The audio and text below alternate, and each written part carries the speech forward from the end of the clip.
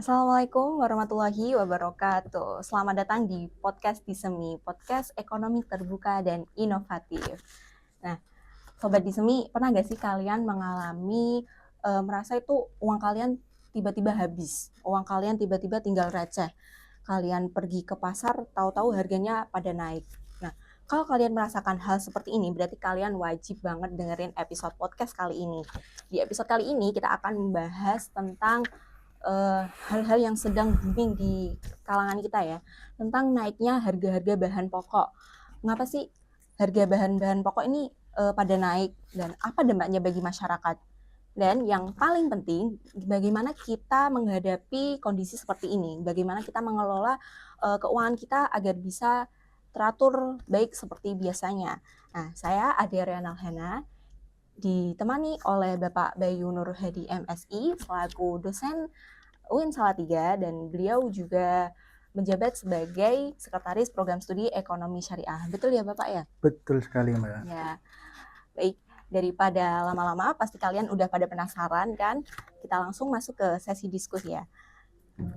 Baik, belakangan ini kita kan melihat harga pokok kan terus mengalami kenaikan dan juga cukup dirasakan oleh masyarakat ya Bapak. Menurut Bapak, apa saja sih yang paling dominan mendorong kenaikan harga-harga pokok tersebut, Pak? Oke, gini Mbak, kalau kita bicara tentang faktor itu kita kembalikan lagi ya. Kalau di dalam konsep ekonomi mikro, hal yang mempengaruhi pertumbuhan ekonomi ataupun perekonomian itu ada 3 variabel. Pertama Z, yaitu pendapatan, kemudian P, price, kemudian Q. Q itu bisa konotasinya permintaan dan penawaran. Artinya dari sana dapat kita telaah bahwa faktor yang mempengaruhi harga itu bisa berupa pendapatan, bisa berupa permintaan dan penawaran. Nah, kalau kita ingin breakdown lagi ke dalam kontekstual sekarang, yang sangat mempengaruhi faktor yang mempengaruhi kenaikan harga itu bisa dari sisi supply, yaitu apa? Yang namanya supply stock. Oke, jadi ada yang namanya guncangan terhadap stok barang. Itu yang pertama. Kemudian bisa juga dari nih yang baru rame nih. Apa itu, Pak? Kenaikan tingkat impor. Oke, jadi ada berita kan mengatakan terjadi defisit anggaran belanja di mana impor kita jauh lebih besar daripada ekspor. Nah, itu juga yang mempengaruhi. Kemudian nih yang baru ramai juga kenaikan melemahnya nilai rupiah, artinya naiknya dolar gitu. Oh, iya. Nilai kurs kita yang merendah itu juga menyebabkan harga semakin naik. Kemudian ini yang sering juga terjadi di tempat kita rantai pasok. Jadi semakin banyak rantai pasoknya, semakin panjang rantainya, maka akan mempengaruhi harga. Oke. Tapi dari semua faktor itu, yang paling dominan berpengaruh terhadap kenaikan harga di negara kita itu adalah supply stock. Oke. Berarti kita harus sering-sering mengecek stok-stok gitu ya, Pak? Guncangan pasokan bahan pokok itu berpengaruh sekali. Oke, ini bisa terjadi kok di negara kita itu. Guncangan ini biasanya sering terjadi pertama ketika mau mendekati masa Ramadan. Oh iya. Itu pasti terjadi guncangan karena penawaran barang yang berlebih. Kemudian saat Natal, kemudian saat mau masuk sekolah, lah itu terjadi seperti itu. Apalagi kalau di sektor pertanian ya, karena bahan pokok itu kan bicara di sektor pertanian.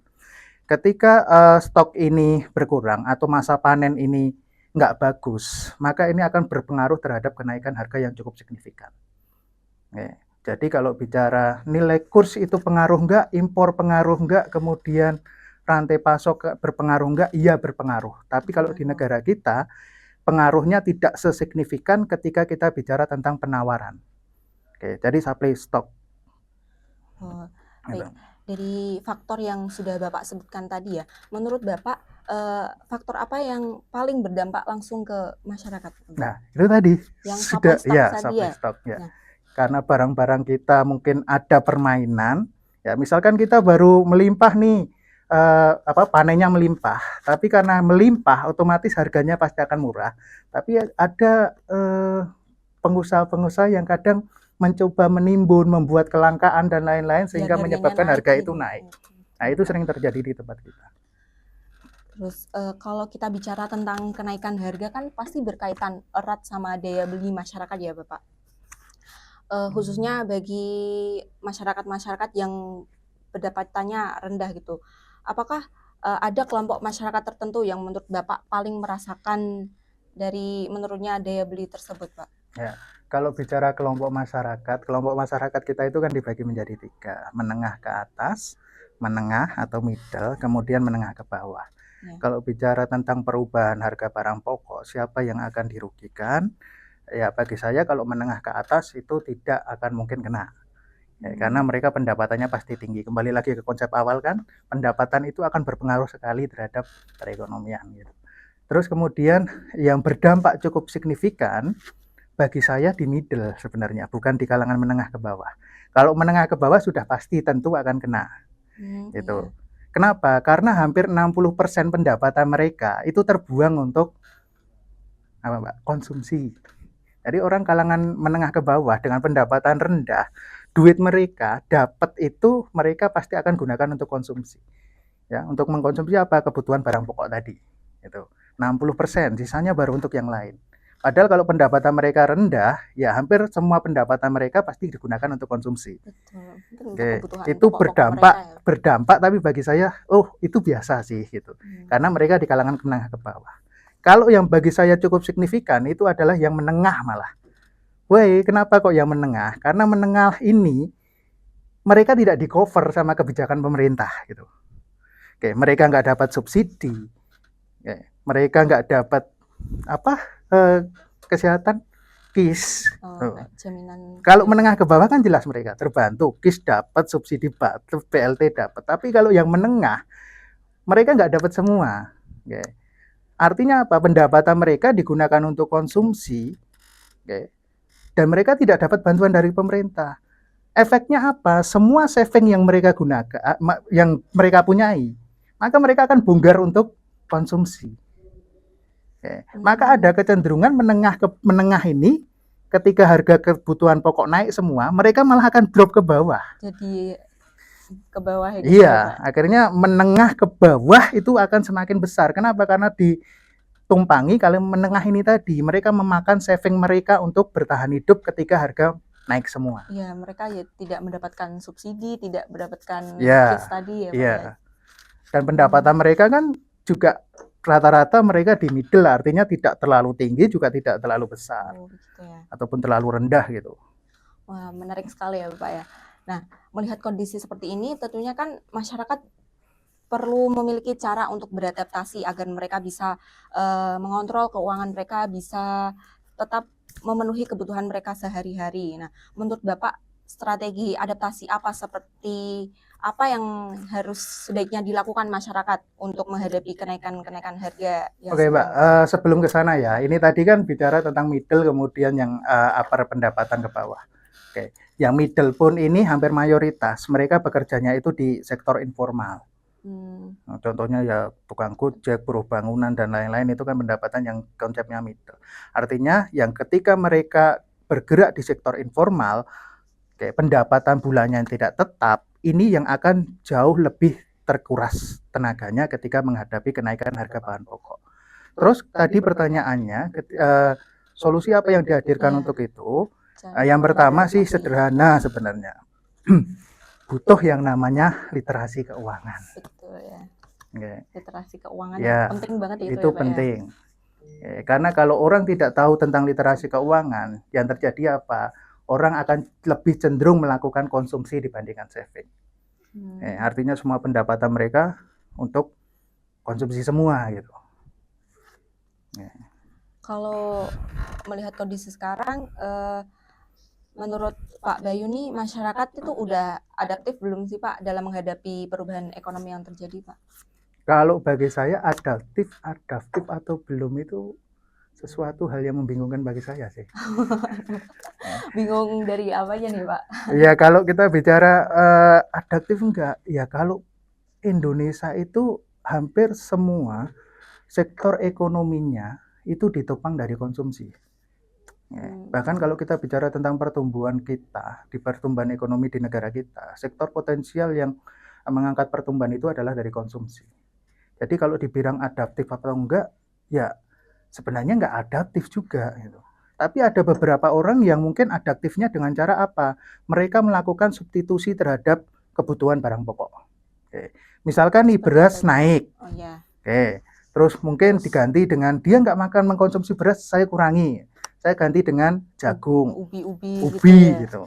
Tapi kan kalau kita bicara orang sekarang, mau nggak untuk melakukan substitusi seperti itu? Tak kembalikan lagi kepada Mbak Dia. Kira-kira gimana? Kalau Mbak Dia ketika harga naik, nggak mau harga beras naik, mau nggak kira-kira nih mengkonsumsi jagung, mengkonsumsi ubi untuk kebutuhan bahan pokok gitu, mau nggak? Padahal itu sama-sama pokok loh. Iya, kalau saya pribadi kalau bisa beradaptasi dengan kondisi ekonomi sekarang ya mungkin bisa itu Pak, mengkonsumsi selain beras tadi jagung mungkin misalnya atau ubi gitu. Oke. Untuk bertahan hidup ya. Oke, untuk bertahan hidup. Tapi kan nggak semua orang, apalagi kita bicara mahasiswa, apalagi kita bicara Gen Z, untuk beralih ke barang substitusi itu sesuatu hal yang dalam tanda kutip ya, itu dihindari. Beda dengan generasi dulu ya. Orang dulu ketika harga naik dan lain-lain ya sudah adaptasi saya gimana? Saya mencari barang substitusinya. Kalau di Wonogiri itu namanya apa? Geplek, nggak makan gaplek ya? Gaplek. Kalau nggak jagung apa sih? Gaplek itu semacam apa ya? Ketela, tapi kasih gula merah. Bukan, di apa ya? Dipanaske, maksudnya dijemur kemudian baru digiling ya itu sama seperti nasi sebenarnya. Tapi kan orang sekarang sudah nggak mau untuk beralih ke barang substitusi seperti itu. Padahal kalau ketika harga naik, kita kembalikan lagi ke dalam konsep ekonomi ya. Harga naik, solusinya itu gimana tuh supaya turun? Maka permintaan terhadap barang itu harus kita kurangi gitu. Ya. Tapi ketika harga naik, permintaan kalian nggak pernah kalian kurangi, ya otomatis harga tetap akan tinggi. Gitu. Berarti perlu juga respon dari masyarakat. Iya, ya, tetap harus ada respon dari masyarakat. Makanya tadi kalau bicara adaptif salah satunya adalah beralih ke barang substitusi gitu. Literasi keuangannya ditingkatkan, ketika harga naik ya kita beralih ke barang substitusi. Gitu. Selain beradaptasi, pengelolaan keuangan juga menjadi hal yang sangat penting ya Pak dalam situasi seperti sekarang. Menurut Bapak, langkah pengelolaan keuangan seperti apa yang paling penting diterapkan agar kondisi ekonomi rumah tangga itu tetap stabil gitu Pak, meski kan harga-harga sekarang pada naik gitu Pak. Nah, kembalikan lagi ke dalam konsep gitu. Pendapatan, itu akan dipengaruhi oleh apa? Pendapatan akan dipengaruhi oleh konsumsi kita. Konsumsi, ya konsumsi itu kan kalau di dalam kontekstual kita kan konteksnya ya konsumsi untuk makan, minum dan lain-lain. Tapi kalau dalam ekonomi Islam kan konsumsi itu dibagi menjadi untuk urusan akhirat gitu. Itu kalau kita bicara konsumsi. Kemudian pendapatan juga kita bisa gunakan untuk saving. Makanya di dalam konsep mikro itu ada namanya marginal propensity to consume dan ada marginal propensity to saving.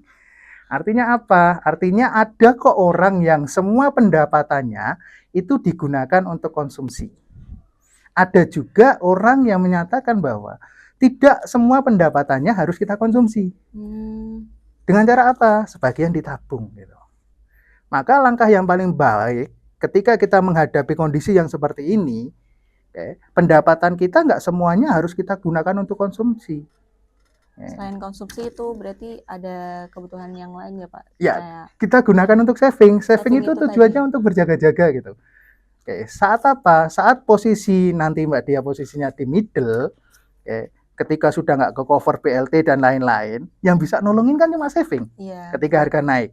Nah, maka opsinya ya itu tadi. Kalau bicara literasi keuangan, ya nggak semua pendapatan itu harus digunakan untuk konsumsi. Sisihkan sebagian. Kalau di OJK itu menyatakan, ya paling tidak 30% itu harus kalian sisihkan, sisanya silahkan kalian untuk konsumsi gitu. Kalau orang OJK bilang seperti itu. Berarti penting banget ya Pak saving itu kalau sedang kayak kondisi seperti ini, harga-harga pada naik gitu ya, bisa jadi penolong. Ya itu karena bagi saya ya itu untuk menjaga kondisi kalian di saat kalian nggak punya uang, itu yang pertama. Kemudian yang kedua, ketika harga itu naik semua, yang bisa mengcover cuma dari saving. Lalu seberapa besar nih Pak? Bapak kan tadi menyampaikan penting banget ya literasi keuangannya. Seberapa besar sih peran literasi keuangan dalam membantu masyarakat Pak dan menjaga kestabilan ekonomi rumah tangga Pak? Ya kalau bicara penting atau enggak, perlu atau enggak, ya itu perlu sekali. Ya. Terus gimana ya mau mendeskripsikannya ketika Gimana bicara Pak? konseptual Kita ngobrol itu ya. santai aja Bapak. Gini, tadi gimana Mbak? Peran pentingnya seberapa penting Pak literasi keuangan bagi masyarakat itu Pak untuk menghadapi. Lah iya, kalau seberapa penting itu kan kembali lagi. Kalau saya menyuarakan ini penting sekali loh, pembagian pola pendapatan untuk konsumsi dan saving itu penting sekali. Tapi ketika diliterasikan, diajarkan kepada Gen Z ya terutama, yang mempunyai pola pikir sendiri, nggak mau kekekang dan lain-lain, ya ini akan menjadi suatu momok yang susah untuk dilakukan gitu. Ya. Coba saya tanya aja. Betul. Ketika saya tanya nih kepada dia, Aduh. dari semua pendapatannya yang diperoleh dari orang tua nih, pernah nggak kepikiran bahwa pendapat itu sebagian saya sisihkan untuk berjaga-jaga di kemudian hari? Kalau saya pribadi ya Pak, sebagai perempuan kan pasti ya Pak disisihkan, barangkali nanti skincare-nya habis atau apa kan pasti gitu. itu kebutuhan pokok bagi itu kalau dari perspektif perempuan ya skincare itu kebutuhan pokok, ya, tapi kalau laki-laki kan mungkin konteksnya akan beda lagi gitu. Apalagi setiap orang mempunyai perspektif sendiri-sendiri ketika bicara itu. Oke. Hampir mayoritas ya kita kembalikan lagi nih ke data.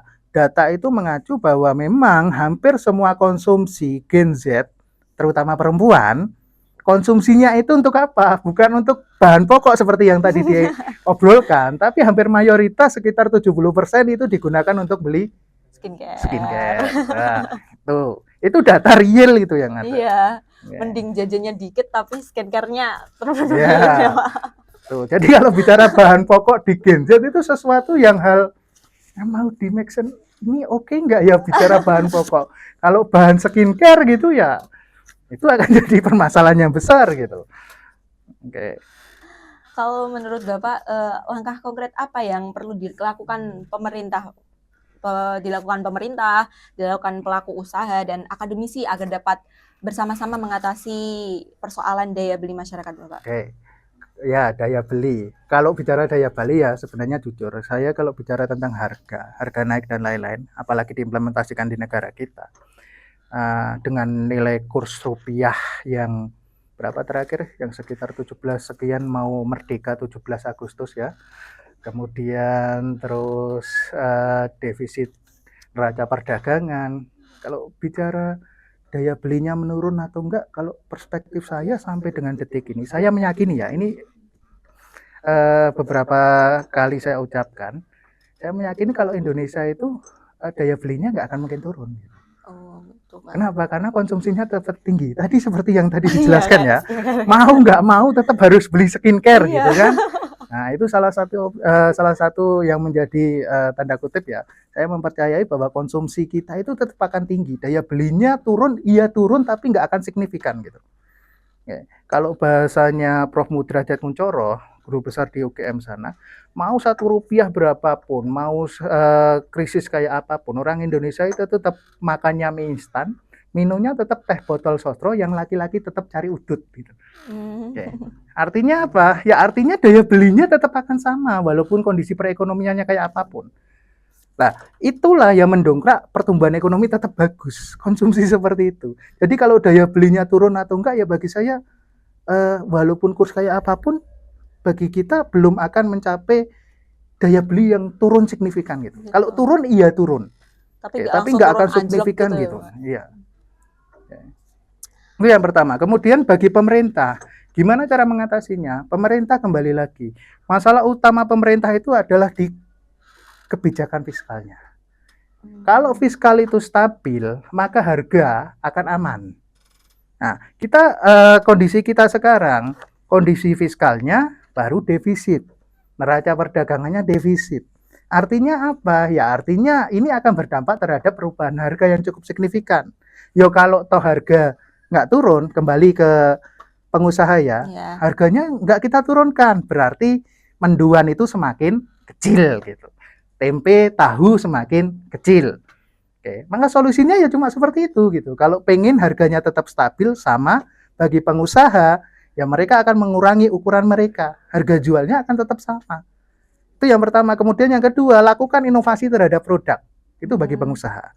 Berarti biar produknya nggak itu-itu aja gitu. Iya, dengan harga yang mahal, bahan dasarnya mahal, gimana caranya saya melakukan inovasi supaya produk saya tetap sama kualitasnya, rasanya tetap enak, tapi harganya tetap Sama juga. sama juga gitu. Oke, maka itu solusinya dengan inovasi bagi seorang pengusaha. Bagi pemerintah ya tadi menstabilkan fiskal mereka. Oke. Terus bagi mahasiswa apa solusinya ketika harga naik? Iya. Ya, melakukan literasi keuangan. Dengan cara apa? Literasi yang paling enak ya tadi, nggak semuanya pendapatan kita gunakan untuk konsumsi. Kalau kalian terbiasa dengan konsep 30% tadi untuk saving, maka tak pastikan kalian akan jadi seorang yang akan mempunyai pendapatan besar. Kenapa? Karena dari saving, maka kita akan bisa melakukan investasi. Jadi investasi direct itu nggak ada. Investasi baru akan bisa dibangun ketika saving kalian sudah cukup besar, maka bisa kalian gunakan untuk investasi. Berarti penting banget ya Pak ya, saving tadi bisa Iya. dipakai buat investasi biar pendapatannya kita tuh malah makin nambah gitu seperti biasanya. Investasi ya, terutama ya investasi paling enak itu apa toh? Apa itu Pak? Boleh dikasih tahu. Saya sebagai mahasiswa biar tahu. Biar dikasih tahu, oke. Investasi kalau menurut Mbak Dia itu apa saja tuh investasi itu? Contohnya apa? Gitu Ya aja. mungkin ya kayak menabung gitu ya Pak ya. Mungkin, Nabung beda dengan konsep investasi. oh beda ya Pak. Gitu. Investasi kayak apa ya Pak ya? Saya juga masih terlalu. Investasi itu salah satunya ya beli saham. Oke. Saham akan bisa kebeli ketika kalian ada duit nganggur. Ini tak pastikan duit nganggur ya. Duit nganggur itu dari mana? Dari saving, bukan untuk konsumsi. Uang itu untuk berjaga-jaga, tapi pengen jaga-jaga kalian dapat keuntungan. Solusinya apa? Ya uang yang kalian tabung tadi mengendap cukup besar, maka kalian investasikan. Daripada beli nganggur saham gitu ya iya. Pak ya. Kemudian bisa juga investasi. Ini beli saham ya, bukan trading loh. Ya, trading dengan investasi itu sesuatu hal yang beda. Gitu. Ya, kalau saya jauh lebih menyarankan beli saham. Saham itu untuk long term, untuk jangka panjang. Bedanya signifikannya antara investasi sama trading tadi apa ya sih, kalau Pak? Trading kan memang kalian harus mantengi candle tuh. Kalau bagi saya itu masuk di dalam ranah abu-abu gitu, karena nggak ada ilmu pastinya. Makanya investasi itu ya harusnya digunakan untuk long term. Salah satunya apa? Beli saham di hold, kemudian besok ketika butuh 5 tahun atau 10 tahun lagi ya silahkan dijual atau diapakan. Gitu. Tuh, terus kemudian bisa juga dengan emas tuh. Jadi duit nabung nih nganggur banyak di tabungan. Maka saya belikan untuk emas. Emas kan harga melonjak terus tuh, walaupun kemarin turun signifikan. Tapi yang jelas kan harga itu pasti konotasi akan naik.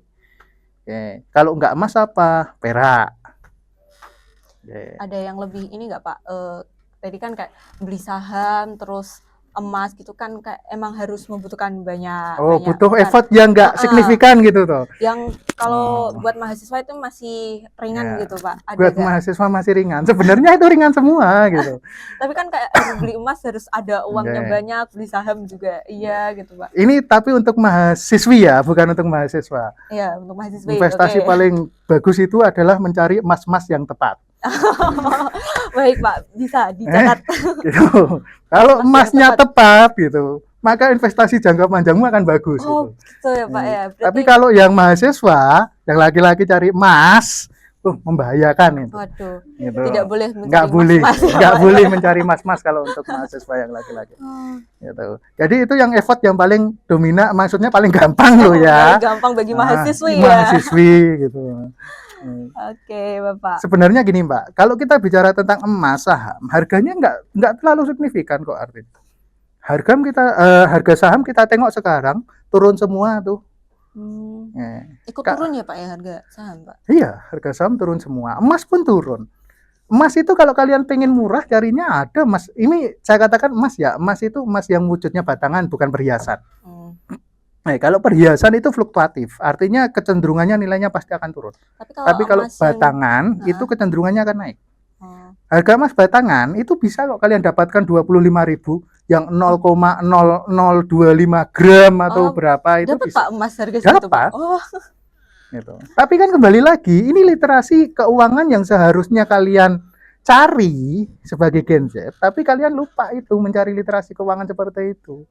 Ya akhirnya tadi Mbak Dia katakan, ini yang paling mudah itu apa toh Pak untuk mencari investasi supaya kita di kemudian hari ketika harga naik kita pasti tetap bertahan, kan bingung Pak. Nah itu butuh literasi keuangan. Gitu ya Pak. Aduh, menarik sekali nih pendapat dari Bapak, harus mencari mas-mas yang tepat gitu ya, itu yang paling mudah bagi mahasiswi. Terus baik Pak, dari Pak Bayu sendiri nih, apa pesan dan harapan Bapak bagi yang ingin Bapak sampaikan kepada masyarakat, khususnya bagi generasi muda dan mahasiswa-mahasiswi dalam menghadapi tantangan ekonomi ini Pak? Oke, kalau bagi masyarakat itu nanti ya tergantung pada kadarnya ya. Artinya gini, mereka di posisi mana, middle atau low. Jadi mereka harus memahami konteks literasi keuangan. Tapi bagi mahasiswa gini, kalian kan masih konteksnya masih panjang. Ya, jadikan kondisi saat ini itu sebagai laboratorium hidup kalian gitu. Ya. Dengan cara apa? Dengan cara melakukan literasi. Tambah literasinya, entah literasi keuangan ataupun apapun itu. Kenapa? Ya karena kondisi bangsa ini akan ditentukan oleh inovasi, kreativitas kalian di saat ini. Mungkin selain literasi ada gak Pak yang harus ini? Kalau bagi saya mahasiswa ya harus memang literasi gitu. Kalau bagi masyarakat Pak? Bagi masyarakat pesan apa yang mau disampaikan nih? Pinter-pinter ngatur anggaran gitu. Pinter-pinter ngatur anggaran.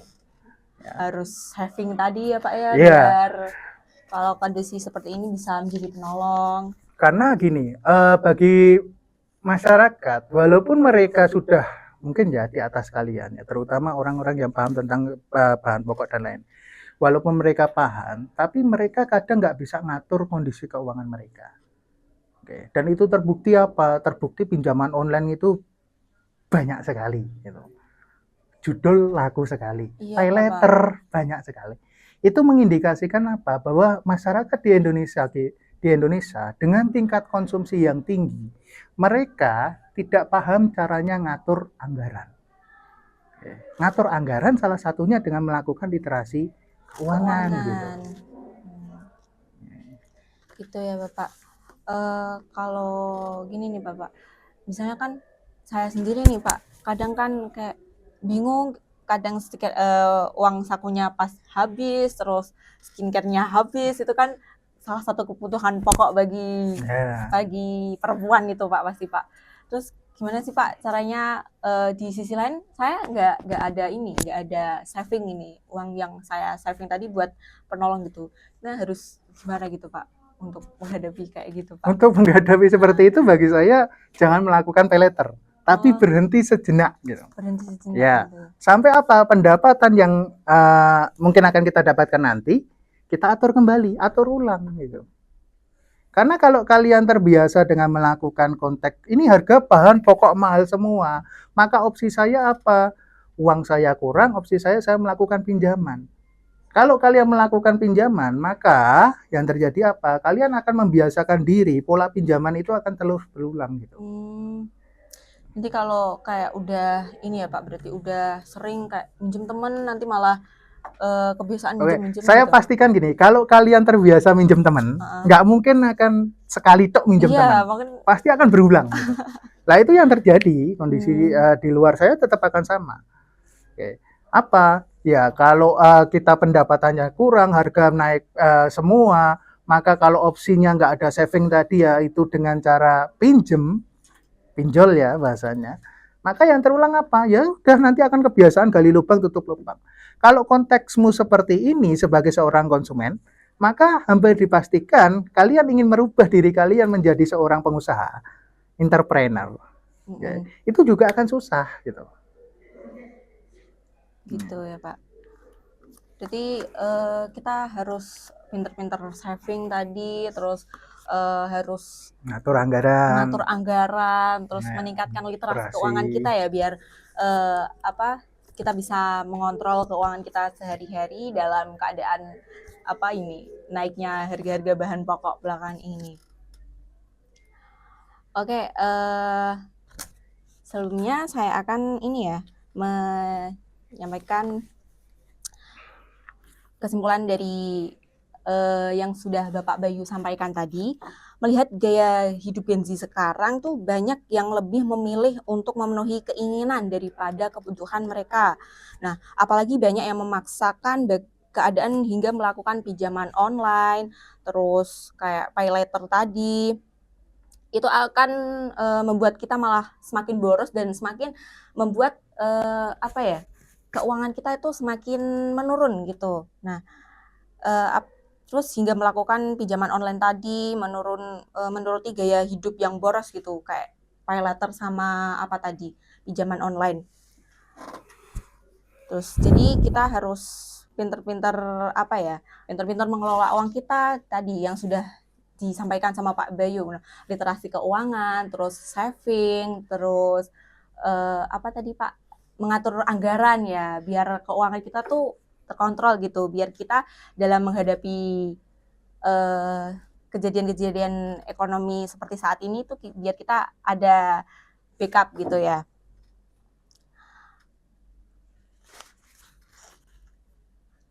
Nah, ini Pak, ada satu pertanyaan nih dari penonton nih. Bagaimana respon Pak Bayu terhadap hal-hal yang respon Pak Bayu buat ini, biar para Gen Z itu nggak pada pinjol tadi Pak, nggak pada melakukan pay later tadi gitu Pak. Oke, solusinya gimana? Solusinya bedakan antara need dengan want. Oke, keinginan dengan kebutuhan. Oke, maka untuk mengatasi itu apa? Utamakan dulu kebutuhan baru keinginan. Oke. Selama ini yang terjadi di kondisi ini bukan menjustifikasi ya, karena kita kembali lagi pada data. Gen Z itu hampir dipastikan ketika mereka mengkonsumsi barang, mau harganya tinggi atau tidak, itu pasti mendahulukan keinginan dibandingkan kebutuhan. Kayak saya sendiri tadi ya Pak, keinginannya pengen beli skincare padahal ya. Yuk, keinginannya bukan cuma beli skincare. Iya. Kalau butik real gini, coba teman-teman cek tuh di e-commerce kalian. Oke, entah itu Shopee, Lazada dan lain-lain, cek tuh di keranjang pasarnya banyak atau enggak. Gitu. Banyak banget Pak. Nah, itu kan menunjukkan bahwa itu adalah keinginan gitu, bukan need, bukan kebutuhan. Oke, coba persepsikan yang di keranjang itu dengan pendapatan kita, walaupun mungkin kalian banyak belum berpendapatan ya. Oke, ada yang belum kerja dan lain-lain. Kalau toh sudah ada yang kerja, coba toh difikirkan. Ini pendapatan saya segini, kira-kira untuk membeli produk itu uang saya nyandak enggak untuk semua? Oke. Kalau keinginannya kalian ingin terpenuhi semua, yang terjadi apa? Yang terjadi tadi muncul yang namanya pay later. Gitu. Karena saya cuma ingin, itu bukan kebutuhan. Padahal kalau kita bicara tentang kontekstual konsumsi, yang pertama kali itu adalah kebutuhan, bukan keinginan. Utamakan dulu kebutuhan, baru keinginan. Kalau kebutuhannya sudah selesai terpenuhi semua, maka silahkan kalau masih ada anggaran, cari ke want-nya. Yang diinginkan gitu. Tadi ya, Pak. Tapi kan persepsi ini kebalik gitu. Orang jauh lebih mementingkan keinginan dibandingkan kebutuhan gitu. Keinginannya dulu kita terpenuhi, tiba-tiba sesuatu yang absolut yang harus kita butuhkan, malah kita tinggal. Artinya apa? Uang kita habis ketika kita butuh yang tadi, need-nya. Gitu ya, Pak. Solusinya apa? Ya tadi pay later gitu. Tapi nggak boleh sering-sering pakai pay later ya, Pak. Yo kalau saya jangan, kalau Jangan untuk sampai ya. jangan sampai. Entah kondisi apapun jangan sampai kalau kita bicara tentang Soalnya nanti koridor kalau harga udah gitu. sekali pakai malah kecanduan nanti takutnya. Ya, terbiasa dengan konteks seperti itu. Akhirnya apa? Membiasakan diri untuk memenuhi kebutuhan, keinginan dulu bukan kebutuhan. Gitu, Pak. Makanya itu pentingnya literasi, Pak. Baik nih, ada pertanyaan lagi nih Pak dari penonton nih. Kan aksi demonstrasi mahasiswa baru-baru ini kan muncul sebagai bentuk penyampaian aspirasi terkait kebijakan ekonomi. Bagaimana Pak Bayu memandang peran mahasiswa dalam menyikapi kebijakan seperti kenaikan harga BBM, sedangkan ada beberapa kelompok yang pro dan kontra terhadap kenaikan harga BBM tersebut, Pak? Oke, kalau bagi saya mahasiswa itu adalah sebagai penyeimbang. Oke, kalau saya katakan di sini, boleh enggak Pak mahasiswa demo ketika terjadi kenaikan harga dan lain-lain? Kalau di kelas saya tak perbolehkan, silakan. Gitu. Karena tujuan mereka untuk apa? Mengkritisi. Oke, semua kebijakan, mau itu baik ataupun jelek, butuh oposisi untuk mengkritisi. Kalau nggak ada konteks orang mengkritisi, maka dianggap semua kebijakannya akan baik semua gitu. Berarti ya perlu ya Pak? Ya bagi saya perlu. Aksi demo tadi mahasiswa. Iya, bagi saya perlu karena sebagai penyeimbang dari semua kebijakan. Karena nggak semua kebijakan itu kan menurut perspektif orang itu bagus, tapi ada juga yang mengatakan enggak gitu. Misalkan contoh kembali lagi nih, ini nyeratnya ke kebijakan publik ya. Semua kebijakan yang dikeluarkan oleh pemerintah bagi perspektif umum mungkin ada yang mengatakan nggak setuju, tapi ada juga di satu sisi yang menyatakan itu setuju. Gitu.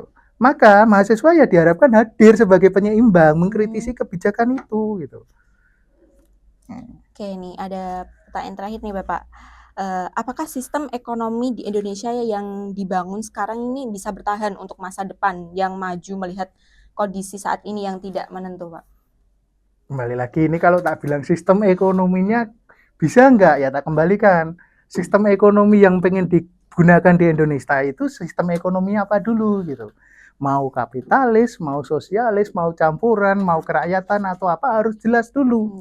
Selama ini ketika kita ngerujuk sistem ekonomi kita, ini perseptik saya ya. Pak. Sistem ekonomi kita itu enggak jelas gitu. Kalau pengen jelas, undang-undang di pasal 33 itu sudah jelas mengatakan bahwa basis ekonomi kita itu adalah kerakyatan, kekeluargaan. Oke. Tapi koridor yang terjadi sekarang, konsep sistem ekonomi kapitalis cenderung mendominasi gitu. Artinya apa? Ya artinya semua kebijakan pemerintah kalau bicara tentang capital pasti akan larinya kepada produksi, gitu. Produsen. Gitu ya Pak. Itu kalau yang sistemnya apa tadi Pak? Capital. Kapitalis. Jadi bisa nggak bertahan? Ya selama ini kalau kita lihat sejarah dari sistem ekonomi yang bisa bertahan sampai dengan detik ini adalah sistem ekonomi yang menggunakan capital gitu. Kalau yang kerakyatan terus apa tadi Pak? Yang ya kalau kerakyatan dan lain-lain kan belum teruji.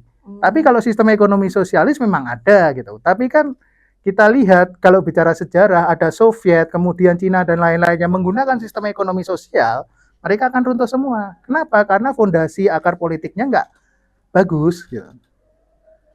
Gitu tapi ya. Kalau kita bicara di negara kita ya kembali lagi kita itu mau menganut sistem apa. Nah semua kebijakan kita yang termasuk ini ya, mohon maaf tak bawa ke pemerintahan sekarang, mulai dari koperasi kemudian MBG dan lain-lain itu sebenarnya ngerujuk di pasal 33 gitu. Artinya untuk kekeluargaan, kesejahteraan, kerakyatan dan lain-lain. Tapi kembali lagi, kalau ini implementasinya tidak searah, seia sekata, maka konsep ini akan kelihatan bagus, tapi sebenarnya nggak bagus. Gitu. Makanya tadi juga perlu ya itu kayak peran mahasiswa. Iya, peran pemerintah, peran mahasiswa sebagai penyeimbang itu gitu. Biar pemerintah tahu ini benar apa enggak sih kebijakan mereka gitu. Iya, harus ada orang yang mengkritisi gini.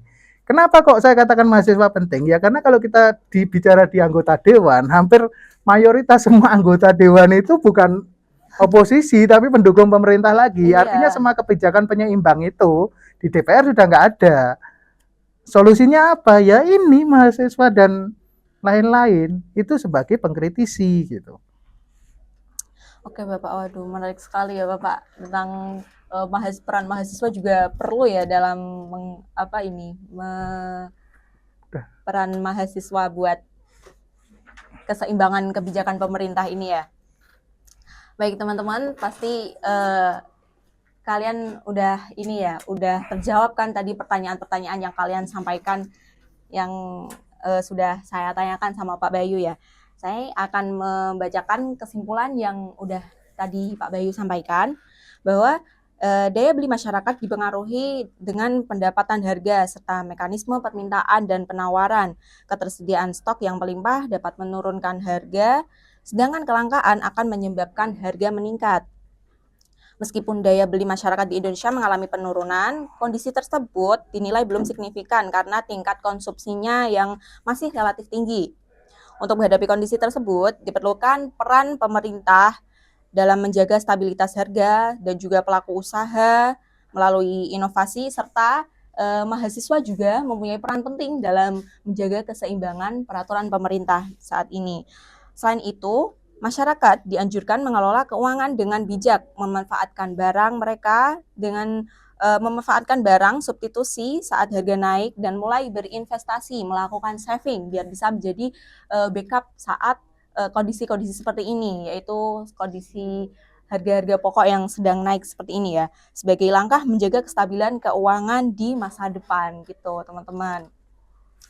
Oke Pak Bayu, terima kasih sudah membagikan ilmu-ilmunya, semoga bisa bermanfaat dan menginspirasi teman-teman semua ya Bapak ya, dalam menghadapi tantangan ekonomi sehari-hari Pak.